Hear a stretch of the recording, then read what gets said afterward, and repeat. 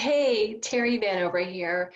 I'm a divorce strategist, and I help you to come through divorce without being legally, financially, and emotionally devastated. But just as importantly, I show you how to heal from toxic relationships so that you can transition confidently into that next chapter of your life and find a happy, healthy new relationship. So today's topic, kind of woke up this morning. I was on a news program and yesterday, and I woke up and boy, I guess I hit a nerve with, how being a nice guy or being a people pleaser, how does it contribute to your divorce? And so we're going to talk about how people pleasing is actually pretty destructive to the relationships that you're in. I'm going to talk about what you can do about it. So I'm glad to have you here. So, what is a people pleaser, right? A people pleaser is someone who is afraid to hurt people's feelings. A people pleaser says yes when they really want to say no, says no when they want to say yes, puts their other people's needs before their own, feels selfish, feels like they're guilty when they do something for themselves. So that's a people pleaser. And I work with a lot of people pleaser people that give and give and give and don't understand why they don't get back. So we're going to talk about why that is and and what you can do about it. So many women grow up with abandonment issues and trauma, and oftentimes that manifests into a fear of being rejected. So probably what you've done is you're afraid of, you have this unhealed, deep unconscious need to be loved, need to be seen, need to be valued, right?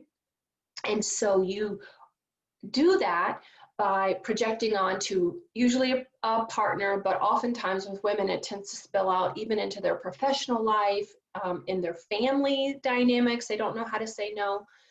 And so we see where people pleasers don't know how to say no. So what happens is you're trying to get that, well, I want them to like me, right? Because the truth is you don't like yourself. You feel deep down in your own heart, in your own soul, like you're not lovable. So your own feelings of unworthiness and your own feelings of not being lovable, in trying to mitigate that, you mistakenly go outside and you think, right, this is all unconscious, you think that if you will get everyone to like you, it will be, then you'll prove that you are lovable. And the truth is you can't heal internal problems with external solutions. I say this all the time. You can't heal internal problems with external solutions. So you're mistakenly trying to use outside relationships to fix what's broken on the inside of you. And you can't do that, right? You're never going to feel lovable no matter how many people you please. And the thing is, you're never going to please everybody. That's just impossible to do. So when you get triggered, the great thing is, or when someone doesn't like you, that's a great opportunity for you to look at within and go, where am I not healed? What have I not addressed? Where am I feeling shame, or where am I feeling like I'm not lovable? And so if you do the inner work and you love yourself, it doesn't matter what other people think of you. So how does it contribute to divorce? Like, Terry, my ex cheated on me. It's not my fault. Okay. So I get that a relationship takes two people to work. I wholeheartedly agree. It takes commitment on everyone's part. I'm not devaluing that at all. But what often happens with women who are people pleasers, they tend to not be honest from the get-go. I mean, I've even had clients that came to me that knew in their dating life that they did not want to marry their husband. They knew it. They knew it, and still were too afraid to say, you know what, I want to cut off this engagement.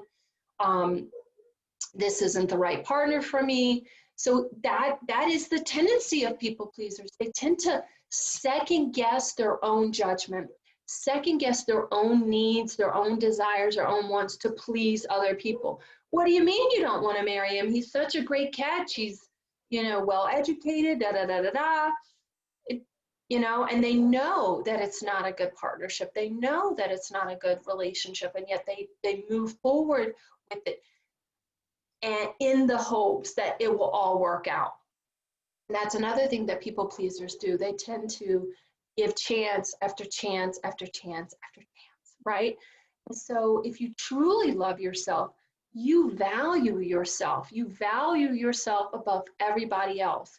And if your needs are not getting met, you recognize that, you communicate those needs. And if they still aren't getting met and they still aren't getting met, you say to yourself, this is not working for me. This is not addressing what I need to address. I'm going to put up a healthy boundary and cut this relationship off and move on. So you've got to do the inner work on yourself. So A, you know what your boundaries are, and B, you're communicating those boundaries to the person that you want. And then C, you are then upholding the boundaries, right? I would even say that some people can't even communicate their boundaries. They're so afraid of hurting other people's feelings that they won't even communicate their boundaries. Well, if I say I don't want to go, it'll hurt their feelings. But if you say you do want to go, and you go in the hopes that they'll like you, or they won't be mad at you, there's actually an energetic manipulation going on there. You're kind of using that person to make a false relationship. So you have to understand that it's more honest and open and saying, this isn't something that I'm wanting to do. Can we schedule something else at another time? Like speaking your needs and knowing that you are not responsible for someone else's feelings. If their feelings are hurt, that's on them, right? And if they continue to be hurt and manipulative and continue to keep pressing upon you or keep pushing your boundaries, then you know that person truly doesn't value you. You have to value you above everyone else. You have to know that your needs and your desires are as important as everybody else's. And they have to respect that, right? Just like you would want to respect someone else's boundaries. So it's about this energetic manipulation too. That's another thing that we do as women. If you are doing things not because you want to, but because you're afraid to hurt their feelings, it's actually kind of manipulative. And so that's not a healthy dynamic. But if you're open and honest and say, here are my needs. And I see where many women, they set that dynamic really early on in the relationship. They really don't speak up for themselves early on in the relationship. And then they marry, and those dynamics continue. And it's really important to start from an honest, authentic place. You have to be 100% yourself, flaws and all, right? And have a partner who's willing to accept you 100%, flaws and all. And being able, to me, true love is 100% acceptance. Being able to work with someone and accept someone despite their baggage, right? And embrace it. Say, I know this is part of who you are. We're going to work through this together. But if you're not truly honest and open with your feelings and open with your needs, or worse yet, I have a lot of women that struggle with even knowing their own needs and knowing what they want and what they desire, because they come from a childhood of trauma where they haven't even had the experience to start to tap into their inner self and know who they are and get a sense of their own identity. So it's really important that you do the inner work so that you know what you need and how to communicate that with people. My phone is jumping off. Okay, so So what happens often is it's really in the early stages, in the infancy of a relationship, where couples set up this dynamic where one is not authentically themselves. I work with a lot of nice guys, and I work with a lot of people pleaser women that tend to second guess themselves, or they do things not from a true place of their heart. They're doing it to, like, oh, I don't want to make someone mad, or I need to be liked, right? It shouldn't matter whether anyone else likes you. What should matter is, do you like you? Do you love you? You've really got to get really, really clear on that and set those boundaries and be really honest with yourself. Because here's the thing, resentment is the #1 relationship killer. You know that, right? If you're divorced and you're sitting here and you can sit there and go, oh yeah, we resented each other, or I resented the hell out of him because I had to do everything, or I never, got my way, or whatever it was, or he didn't meet my needs, or right? Resentment is the #1 relationship killer. So if you understand that people pleasing actually leads to a lot of resentment in relationships, then you can start to shift those dynamics and become a healthier, better version of yourself going into the next relationship and set yourself up for success. And trust me, I've even seen this where, the clients that I've worked with, where they've spoken up, where in years past, they said, you know what, I am going to put up a boundary. I'm going to tell my brother no to this, where in years past, they had just done it and resented the hell out of doing this task for her brother. And one year she said, I'm not doing that this holiday. I'm not going to do it. And do you know that again, it's about showing up differently in your relationship. When you truly love yourself and you truly value yourself, and you can show up in kindness and honor that relationship and be open and honest in that relationship, the dynamic shift. And you know that her brother said to her, you know what, you were such a different person. And by the way, he honored that. He was like, oh, okay, no big deal. And he went and found someone else to do the task that she didn't want to do. Well, what do you know? She really had projected this fear that he wasn't going to like her, and it wasn't even a big deal after all. But not only that, but he recognized how different she was. He even said to her, you really seem so different. You seem so happy since your divorce. And I was like, well, then I was like, yeah, happiness, it's, so, when you work with me, you can show up differently in your relationships. You can be a different person. You can be more authentically yourself. You can be someone who is honest and is open and no resentment. I mean, I have specific tools and strategies that I give my clients to get rid of the relationships. Because if you're in the dating world and you're serious and you start to notice how that resentment builds up, that's a big thing, right? So I want you to come and join me this weekend. We have a workshop. It's the 3 keys to surviving a divorce and a pandemic this weekend. It's 10 a.m. Saturday, Central Time. So don't forget Central Time, 10 a.m. And we're going to be talking about the 5 coping strategies that you need to get through this holiday and a pandemic. Like, bless your heart. Like, I know my divorce was horrendous. I can't imagine throwing a global pandemic on top of it. I've got lots of clients who are quarantined together, and on top of all this stuff, it's just, it is, but, you can look at it as an opportunity for healing and an opportunity for growth. That's how I look at it. I've recently, I'm going to be talking about my husband having COVID and kind of what it exposed in our relationship and in me, where some things I still need to continue to heal.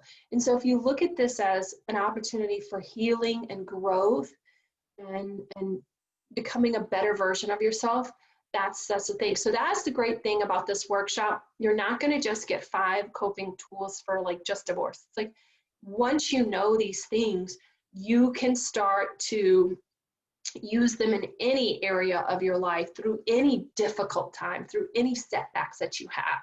So the 5 coping strategies and the 1-step process that you need to find peace again. So I want you to join me this weekend, 10 o'clock Central Time on Saturday. I'm so looking forward to seeing you and having you there. There's going to be live coaching. We're going to have some discussion time because I think it's really important that we spend a little time connecting with each other this weekend. So I want you to join me this weekend. And we're going to dive deeply into how to create healthy boundaries, how to speak up for yourself, how to be a better version of yourself, how to deal with adversity, okay? So let's talk about what would you say is the difference between people pleasing and compromising? Okay, so this is where doing the inner healing work and doing the inner work is what you need to do, and knowing that you're coming from a place of your healed self and not from that wounded little girl, right? That people pleaser little girl that's looking to be validated, that's looking to be needed, that's looking for whatever it is that she's needing, that security. So that's the difference between people pleasing and compromising. You know, a compromise is, hey, you want to watch this TV show, I want to watch this TV show, and we come to an agreement and we're okay with that. Resentment builds up after one person is constantly giving in, and not getting their needs met, and also not being honest and saying, hey, I really wanted to watch that TV show, I prefer it, and then feeling resentful that the other person didn't give them what they needed.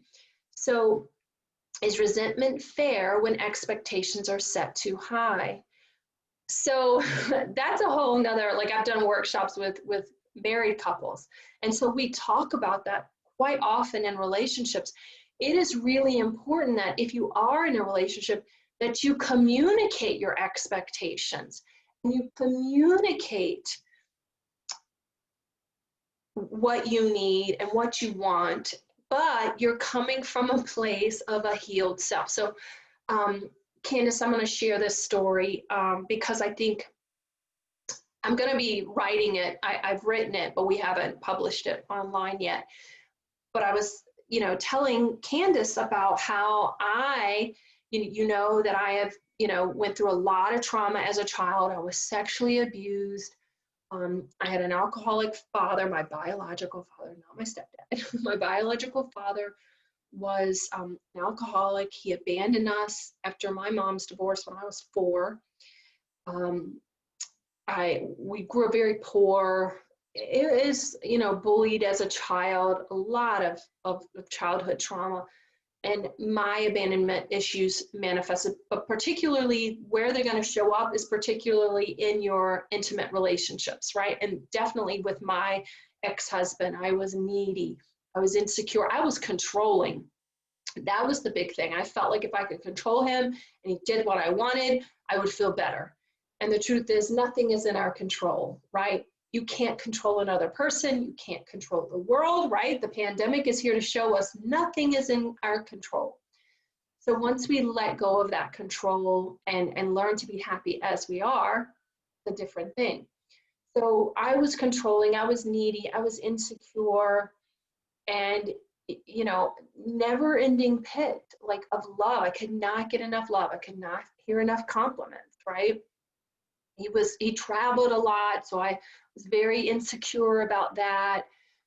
So like I said, my marriage didn't last very long. It fell apart after actually just a few short years when my children were young. I take, responsibility for that. I didn't show up in that relationship as I could have. However, don't regret anything because I did the best that I could with what I knew at the time. Going through the divorce, I was extremely lonely, just devastated from it all. It was 2.5 years. I lost my mom, I lost friends, I lost family, I was hit by a van while riding my bike, lost my health. It was just the worst time of my life. And when I was going through it, I knew that I needed to do something differently, right? Because the loneliness didn't go away when I got the divorce. You know, I was like, oh my God, I was lonely when I was married. I'm lonely now. What's going on? And the truth was, I didn't love myself. And when I learned how to love myself, and I learned how to get through this time, and I learned the tools that you needed to be the best version of yourself. You're no longer looking to someone else to fill you with what you don't have, which is what I was doing. And so you asked about the people pleasing versus the compromising, right? So what I've learned in my work is that this inner healing work, it's ongoing, it's ever going. Like it's we're humans, we're never going to be perfect, we're never going to be perfectly spiritually aligned. It's an ongoing work. And you know, my husband got COVID, and you know, he's been quarantined away from the family for weeks and weeks. And you know what? That old story of abandonment showed up for me, of feeling lonely. When I was tired and alone and lonely, you know, I was like, oh my God, this old story of like, he doesn't love me, he doesn't want to be with me. You know, of course, intellectually, I knew that he has COVID and he's quarantining. He doesn't want to be away from us. But it's funny how that old story came back up for me. And the great news was, you know, I just used my tools to like work through that and let that go and go, oh, there's that old story of you're not being lovable, or, you know. And so initially, I came out, my husband and I said something like he needed to text me or call me at night because, you know, and what I recognized, that wasn't really necessarily a compromise as much as it was that old inner child trying to reach out to my husband to get him to make me feel better. That's the difference between people pleasing and compromising. I was not compromising as it felt intellectually, like, oh, well, if I just ask him to do this. But the truth was, it wasn't, because it wasn't coming from a place of whole self. It was coming from that wounded little girl that was looking for her husband to make her feel better and less lonely and less, you know, deserted and less abandoned. And so I just had to sit in that and continue to practice being alone and doing the inner work on myself. So that's how you know, like, where is this coming from? Am I coming to him and asking him to call me and text me because, like, why am I doing that? Because I want him to make me feel better. But the truth is, I have to make myself feel better. I have to love myself. I have to understand that that's that little girl that's seeking that attention and seeking validation from him. So that's how you know. You have to do the inner work, and you have to go within to know what it is. Where is this a place coming from? Is this a place of authenticity, or is this a place of your wounded child? And you'll be surprised how often these things are mostly wounded child wounds that you have to heal. Anytime we're triggered, you can go, oh, thank you for this opportunity to heal this. This is another opportunity for me to come up to another level, to let go of those old stories and to feel, you know, better about myself and stronger as a person. And I'll tell you, we had a conversation about this and said, you know, here's what's going on, and here's what how can I come to you? How can you come to me? And again, it's all about being aligned and open. So when I come to him from a place of authenticity and say, look, I really wasn't asking that from a really good place. I was really from that little wounded, abandoned little girl that's looking for you to fix me. And it just brings our relationship to a whole nother level. So that's the difference between compromise and people pleasing. So I hope you'll join me this weekend, because we're going to get, you know, really deep and really dig into some of these wounds and how to heal these wounds, and give you some coping strategies to help you, you know, not just through this divorce, but through the pandemic, through any setbacks that you're going to have in your life. That's the great thing, is once you have these tools. I'm remarried now, and I still use these tools, still use these strategies, continue to heal and improve my life and improve my marriage. So I want you to join me this weekend, 10 a.m. Central Time, and you'll learn the 5 strategies for coping through divorce and pandemic. All right, I will talk to you soon. Thank you.